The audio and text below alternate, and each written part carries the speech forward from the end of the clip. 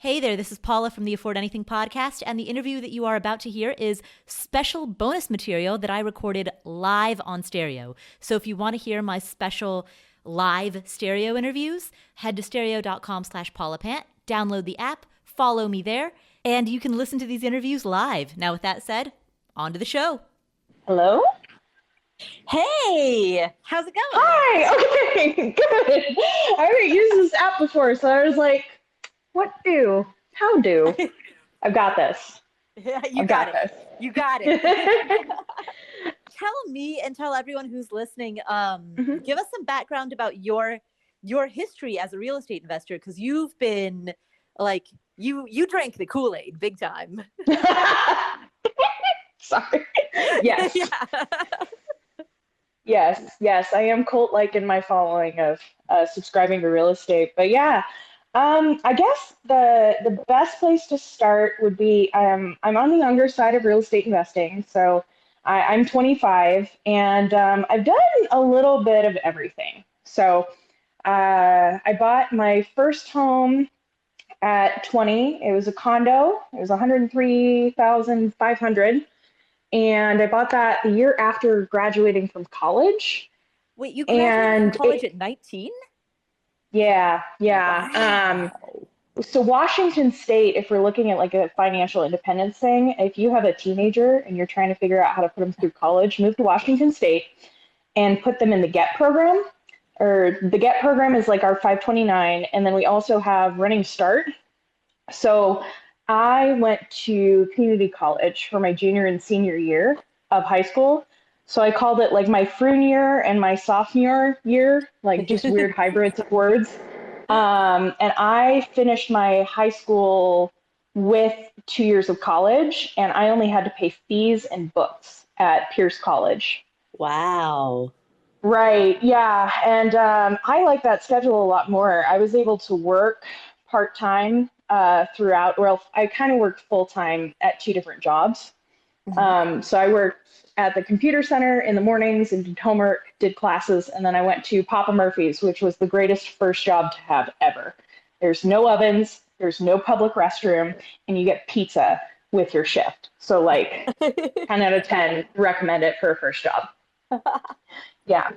So I saved really aggressively. College, I had some assistance from my grandparents, but I also got a ton of scholarships, and I showed up with 2 years finished. And I finished school at 20. I finished my first bachelor's at 19, and then I was like, I'm not ready. So I did a second bachelor's at 20. And then the job I had all through undergrad was working for the writing program. And so when I was getting ready to graduate for real the second time, my boss offered me an administrative position. So I got to stay, even though I was still an hourly employee. I had the same employment record throughout school. So I was able to buy a home a lot quicker than I would have otherwise. And we had a local bank where my lender, Jason, like worked bent over backwards to put everything together for me. Wow. So yeah. So I bought that home, and I bring it up because it just was listed last weekend, and so I paid 103,500 for it, and we're under contract to sell it for 166. Nice. 4 years later. Yeah, it's beautiful, I think. So I finally made it pretty, and now I'm leaving. Yeah, but right. And so I'm in this home. I've had roommates the whole time I've been here, with the exception of the last 3 months when we were doing like all new flooring, new paint, new kitchen, new bathroom, which I came crying to Paula's course about on a couple of occasions. It was very stressful. But next I'll be buying maybe a live-in flip. I'm not entirely sure what I'm doing with the building, but it's an 1880s, 2,600 square foot farmhouse that will at a minimum have an Airbnb ADU on it. Nice. And I'm paying 177 for that house. Nice. As of today. Yeah. So for $11,000 more, $11,000 more. I'm more than doubling my space, and I'm getting a 12,000 square foot lot, and it has a main street address. So in my town, it's kind of shocking that I'm able to buy that house at that price. Wow. And what town is that? So this is in Washington State? Yeah, so I live in Pullman, Washington, home of Washington State University. It is my alma mater, and I just didn't leave. So, yeah, so it's a cool market. Our average price point is 372,000 right now, and that's for like a 3-bed, 2-bath with maybe 2,000 square feet, maybe. So by comparison, I'm paying 177 for 2,600 square feet, and it needs a lot of work, but I could almost demolish the entire inside and redo the entire interior for $150,000. So. Right. Well, and so I'm sure the natural question that a lot of people would have is, all right, how are you finding properties that are so far below the average price of property in the area? Sure. Yeah. This one, this is my 11th transaction I've been a part of. I've personally purchased the condo, and then I purchased a single family home with partners. That was on market, and it was our 7th offer that we submitted. That home is positioned in Spokane, Washington. My 3rd property, also bought with the same partners as the first, that was from a wholesale deal. I worked for a wholesaler for 6 months doing cold calling to learn the business and figure out how to find properties.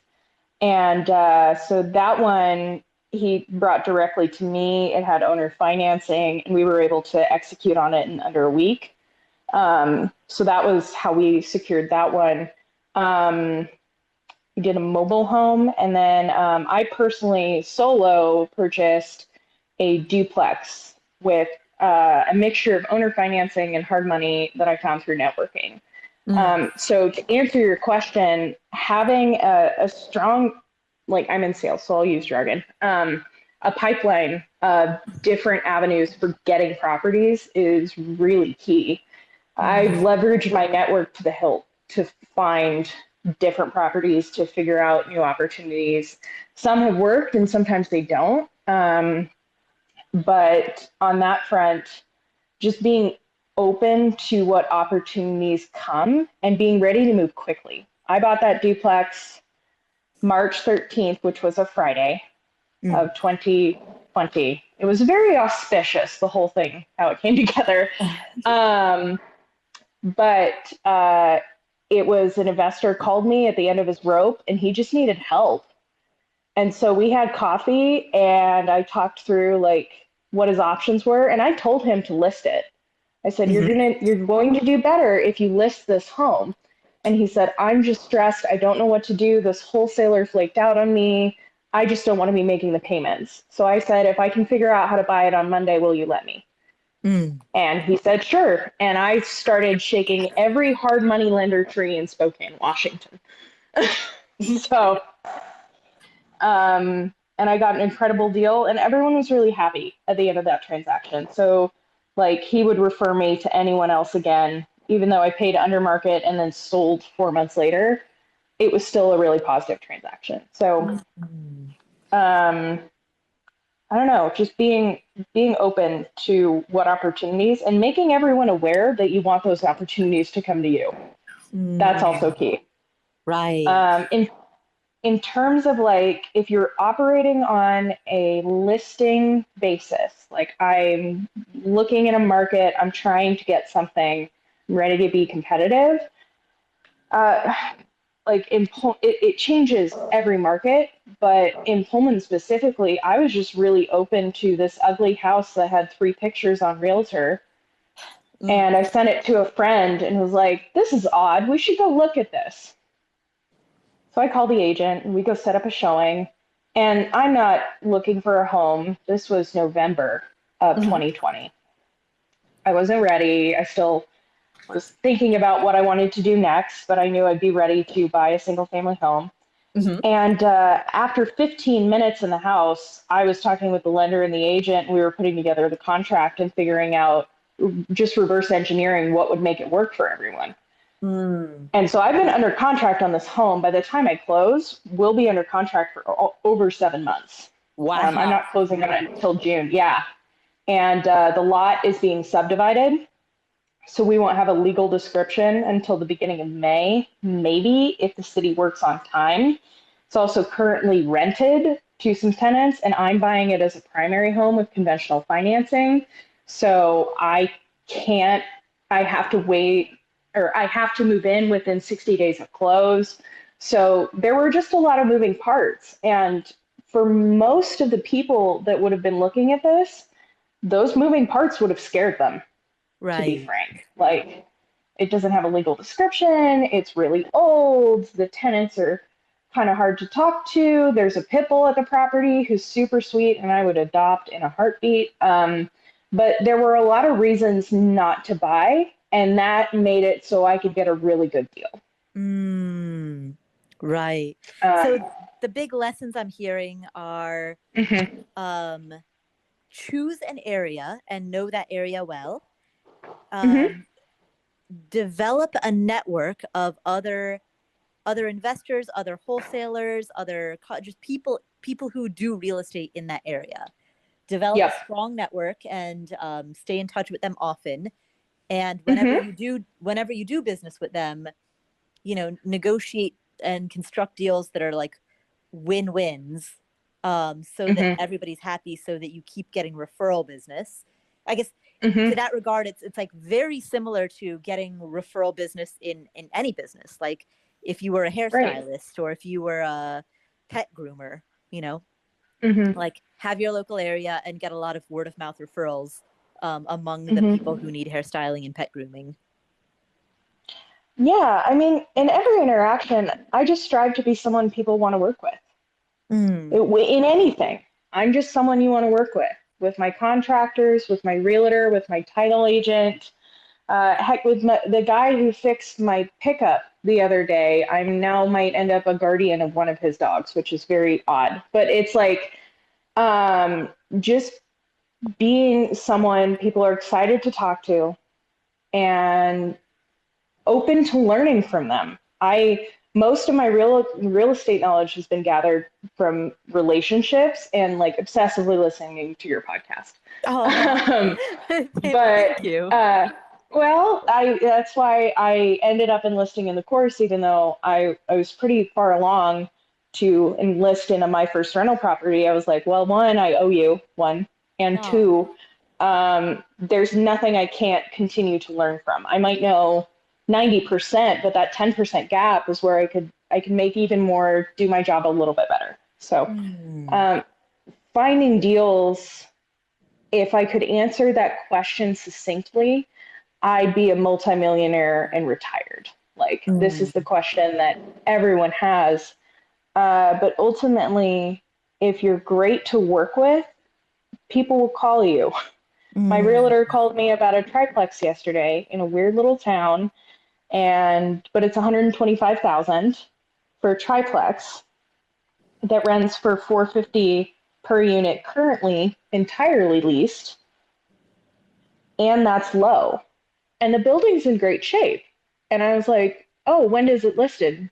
And she said, oh, it won't be on the market for a week. But I was wondering if you wanted a pocket listing. I don't even know if you're looking, but you get along with this buyer, and I think it'd be smooth if we went with you. Right. I don't know if I'm going to buy it. I have to buy my personal home first. But she knew I also had a list of 3 people that I would call and say, hey, I will vouch for this person. They would make a good transaction. I don't think that property is going to hit the market, to be honest.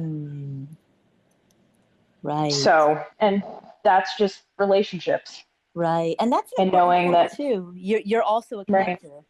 Right. In addition to being, if you want to be connected, be a connector. Exactly. Yep. Yeah. So it's a 2-way relationship and everything. Yeah. I don't know. Does that kind of help to answer your question? I know it's not super concrete, like send out postcards, call everyone between 5 and 7:30 p.m. or between 10 and 1 a.m. on a Saturday, and find dilapidated homes that meet XYZ criteria. Like I call on only homes that are over 1,100 square feet because that's something I can work with. And I prefer not to have a basement. But like that's a more concrete thing. But if we're speaking in generalities, connections, that's how you succeed in real estate. That's how you kind of succeed in life. And it's what makes up a life. We don't leave, like when we go to a funeral, you always talk about how incredible the person was, or you share a funny story, or you talk about the meaning that they had to you. Everything's connections. Right. So, yeah. Right. So it's just like anything else. Right. And that makes total Yeah. sense to me.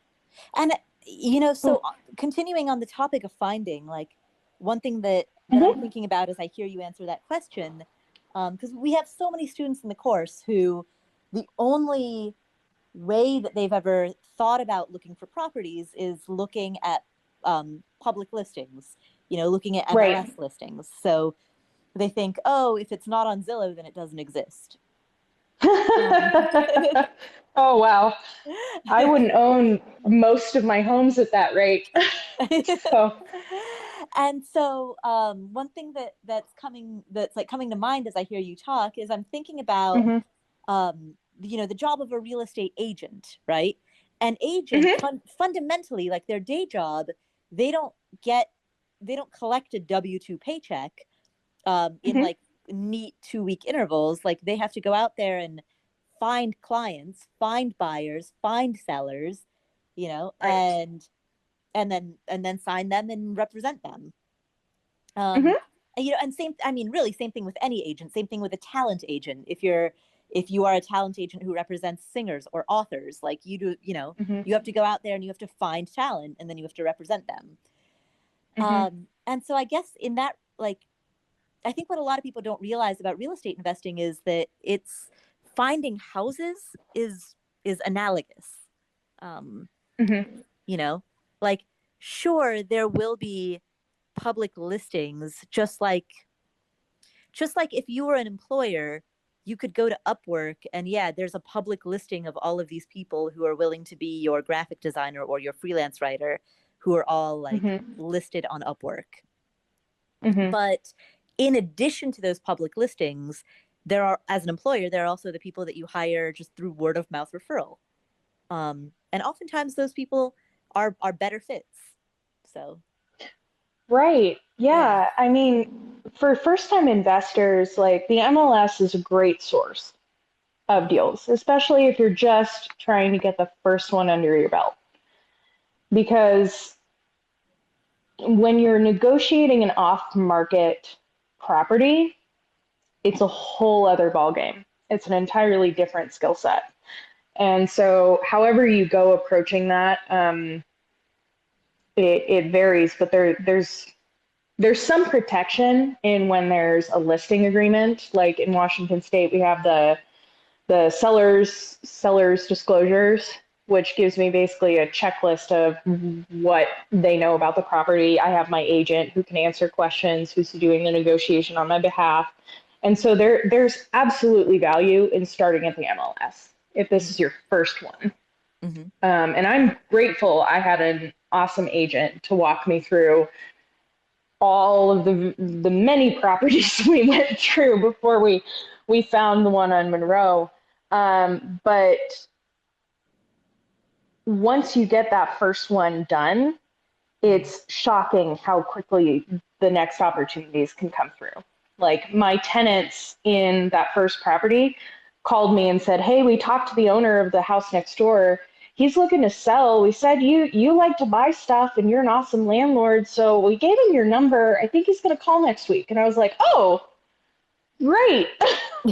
And I wasn't in a position to buy a whole nother house, but the dream of a Monopoly run was slowly coming true. And I wasn't the one that ended up buying that house, but my realtor did sell it. So that was cool. And then the same thing happened at our next property. I just talked to the neighbors, and one gal was getting ready to move to Montana. Again, I wasn't in the right spot, but my cousin was, and my cousin owns the house next door to my rental now. Oh, nice. So Yeah, you are so building, you're building a family monopoly. close, working on it. I don't think they'll ever sell to me for the price I'd actually prefer, but I was able to just give them a hand. They want it. They like the neighborhood. They like the spot. They tried to buy my house from me, and I said absolutely and respectfully not. Um, so yeah, you can make it once you get the first one done. It's shocking how quickly the rest of them can come together. And when where opportunities come from. But speaking from like a distance investor, because I'm repositioning from Spokane, Washington into Indianapolis, like you. And so you can't just show up to the real estate investors meeting on Thursday at 6 p.m. every month and slowly get to know everyone. You have to have a different approach. So like I am a member of so many Facebook groups.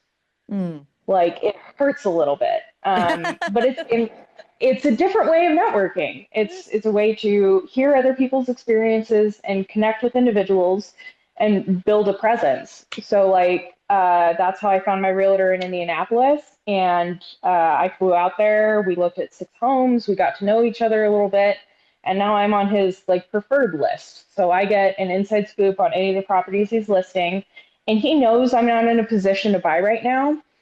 But I told him we're setting up a relationship to work together for the next 10 years. So I want to know how you operate. You know a lot about me. Let's make something work. And so now that I'm in a position where I'm selling my primary home and I have commissions for my day job as a sales professional, like he's going to get a call every time I've got $40,000 to throw at another house. Every single time. And that's the understanding we set up. And so if he gets opportunities, he sends them to me, even if he knows I'm not ready. So yeah, so it's all relationships. Yeah. Contractors, tenants, realtors, other investors. And and the other thing about those relationships, like, so my agent in Indianapolis does the same thing, like, sends me all kinds of listings. But the thing is, I'm sure yours does this too, like, because neither you nor I are in Indiana, we're both out of state. And so as out of state investors, like, because we can't physically be there, boots on the ground, it becomes extra important to have close relationships with the people who are boots on the ground there. And so like my agent, my Indianapolis agent, he gets pocket listings. And for the people who are listening who don't know what that means, a pocket listing is when your agent finds out that there is a property that is about to be listed, but it hasn't been listed yet. So they'll know that like next week, such and such home is, people are planning to put such and such home on the market, but they haven't listed it yet. And if you want to short circuit that and you want to just go make an offer on the property before it ever gets listed, then, hey, here's your chance. Cause I'm giving you this inside scoop, like, and so like, so I'll just get a text like, hey, this new listing is going to come up at the end of the month. What do you think? And then if I'm interested in that property, and he knows about it because he's boots on the ground there. Right. So he has his connections from the people that he's taking out to coffee and to lunch, and, from like the way that everybody who's local just talks to one another. Right. So yeah, because like your agent's going to know most other agents, even in a bigger city. And if they don't know that agent specifically, they know someone at their agency that they can shoot a text and say, hey, have you worked with Dan? Right. So. Right. Exactly. Yeah. Yeah. And so for anyone who's listening, who's like, but I live out of state, like, cool. So do we. And that's why that's what makes it even more important to form relationships with people in state who are tapped in. Exactly. And then have them bring you videos. Well, and I'm on one of the the listing setup parameters where they send me automated listings as they come on. And I requested that. And we designed 3 different lists to put me on that autofill into a spreadsheet that I made so I can get an in-depth understanding of the market from what I want to look at. And so we definitely do that. But when he sees something that he's like, hey, I want your eyes on this, I get an email directly from him with all of the details. And so I have 2 methods of making sure that I can see opportunities as they come up. And one, he brings things to my attention. The other one is just, I know what I'm looking for. And there's so many properties in that area that I want to see things. I want to know what that zip code is. I want to get a familiarity for what listings look like. And Indianapolis is nice because it's large enough where there's a lot of consistency in pricing, in home availability, in inventory. Like every realtor you're talking to anywhere in the US right now is so stressed about inventory, which is the amount of homes available. They're all losing their mind. They're all very frustrated that it's quote unquote so low. But right now in Pullman, there are 23 homes as of this morning that were available, not under contract. 23. We have a population of 42,000 people. Wow. And when I say homes available, I mean land, I mean mobile home, I mean condo, I mean multi-million-dollar listing. The whole range. Everything. So when he's like, yeah, we only have like 600 homes right now in the entire city, I'm like, oh my gosh, so many opportunities. Wow. You can look at stuff. There's recent sales. And so when I'm looking at being in a market for the next 30 years, I want to spend a year cultivating my knowledge of what listings look like. Where could I see an opportunity? Is it very common for 3D tours, or is it just kind of a dusty, sad image taken with a phone from 2011? Like, what do listings look like? And so being on that wider list gives me a better sample of what it looks like to buy a home in Indianapolis from a buyer's perspective, because that's who I'm competing against. And so I absolutely want James, my realtor, to give me a heads up when he's excited about a property. I so appreciate that. That's going to get my highest attention. But I still need to do the work and the research in knowing what the other opportunities are so I can make a really confident and quick decision and secure a house. Right, exactly. And that goes back to essentially the local knowledge piece of it. Like by virtue of signing up for those automated listings, and by even when you're not ready to buy, just by my friend calls it like checking the sports scores. Like just by constantly keeping tabs on it, like the way that you would follow a favorite sports team, like you always know, Yeah. you know who they're playing. I love that. You know what the score of the last game was. You're not going to do anything with that information, but you're always monitoring it. You always know it, Yeah. Like I wanted to be at a level of competency where I can walk into any house in Spokane and in 10 minutes, really identify the issues. I have a plan. I've got a ballpark rehab budget that's usually within $3,000. And it takes me like 15 minutes to decide if I want the house or not. Right. It doesn't take that long. And that doesn't mean I skip inspection. I have, but that doesn't mean my contractor's not walking it. That doesn't mean I don't run spreadsheets or do evaluations or know my CapEx or understand the property taxes, check for liens. Like I do due diligence. That happens. But it's really quick to show up and go, yep, let's do it. Yeah. And so, And so when James sends me something, I'm like, that's a no. Here's why it's a no. And here's what would have made it a yes. And so by the time we actually go to buy, it's not going to take either of us very much time to throw together the contract, get it in, and be competitive. Right. Because that's what he needs from a buyer to secure in that market. And so that's what we're spending this year doing. as a team. And I haven't even signed an agreement with him.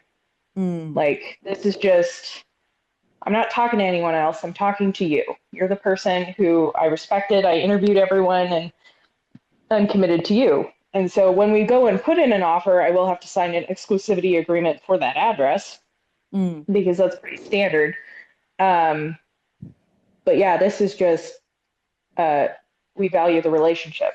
So right. yeah, yeah, but it's pretty cool. I'm excited about a new area and getting to know it. And then while I was there, there were some contractors working on this house, and it was in a neighborhood that I liked, and it was a house that I was like, I would love to buy that.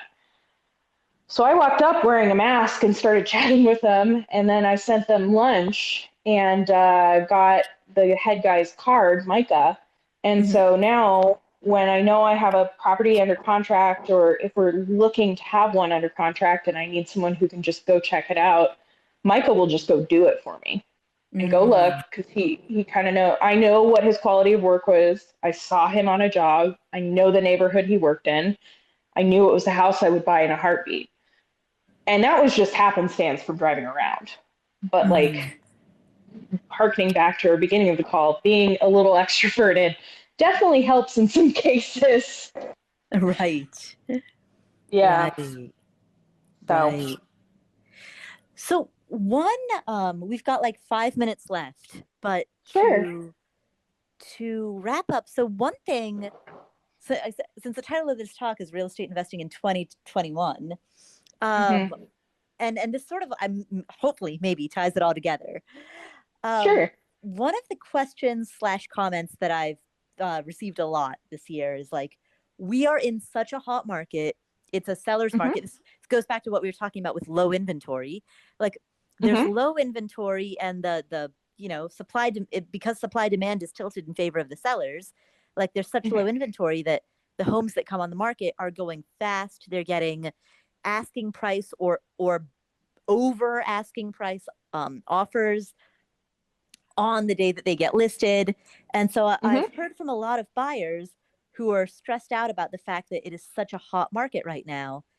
Hmm. Um, so how do you, as a buyer, Hmm. deal with the fact that we're in a seller's market? And not to plant the answer in your head, but like these themes of like looking for off market properties, that like, do those themes play into it? I mean, a little bit. I think anyone who's got their investor lens on is at an advantage in a Mm, seller's market. Um, I just to get conventional financing on a single family home or a multi unit, I have to have over 20% down. mhm, So, just from that standpoint, I'm a more advantageous offer, let alone if I had cash. A lot of people mhm, who are just starting out don't have that, but know that that's a position of power. Like, I just sold my home. I've reviewed offers on my properties before. And so you're looking for something that's going to protect you from appraisal risk. That's of high concern to some sellers right now. mhm, And having more down protects you to some degree, and it increases the legitimacy of the buyer. You can also up your earnest money because you're putting so much down.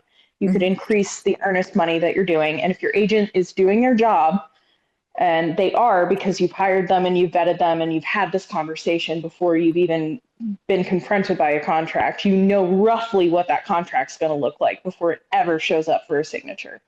Um, you can say, I'm comfortable doing 5,000 down contingent on an inspection, contingent on a, not down 5,000 in earnest money, so that I'm more legitimate. mm. I'm a real Right, buyer.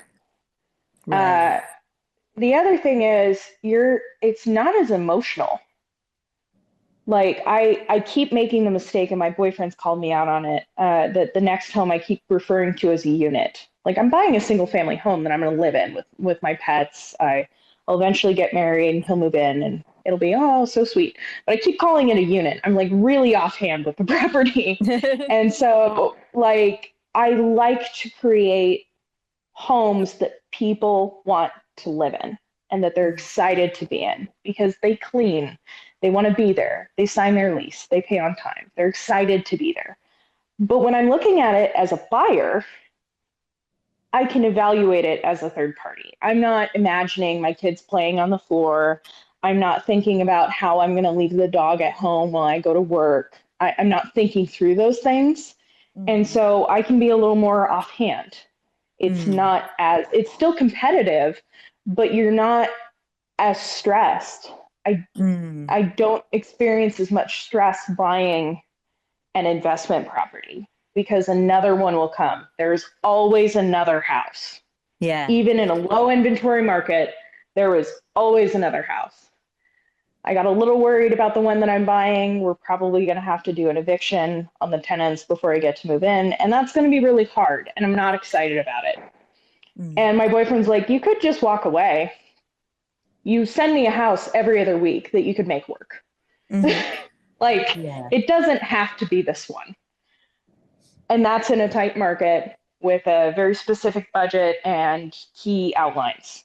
Like, if you want to make it happen, it can. You just have to be ready and know what you're willing to do and what you're not. One of my close friends, she will not do flooring. She's like, nope, first one in Indianapolis, I'm not doing that. Buying a house that maybe needs paint. And she just was really patient until the right one showed up. And then she was number one of 11 offers. Because that hit her parameters. It hit all of her numbers. And so, I don't know. I'm kind of answering in a roundabout way, and I'll close up. But there's always another house. And if you're an investor, you can be impartial. So that's a position of power to operate from, and know that. Right. And it's okay to let good deals go. Yeah. It's okay to like never have FOMO. It's okay to miss out on good deals because there will be more. Exactly. Yeah. So. Yeah. And you're buying for 30 years. I think like your numbers are important. Stick to them. Be confident in your outcome. But this is a 10-year, 15, 30-year horizon if you're buying for a long-term investment.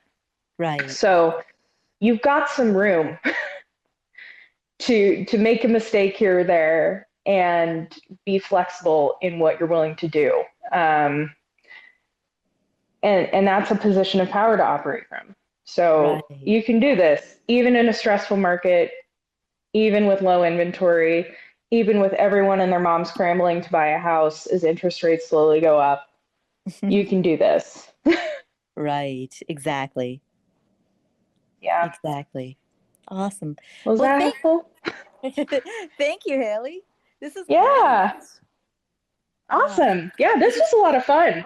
I guess the title should have been like Finding Real Estate Investing.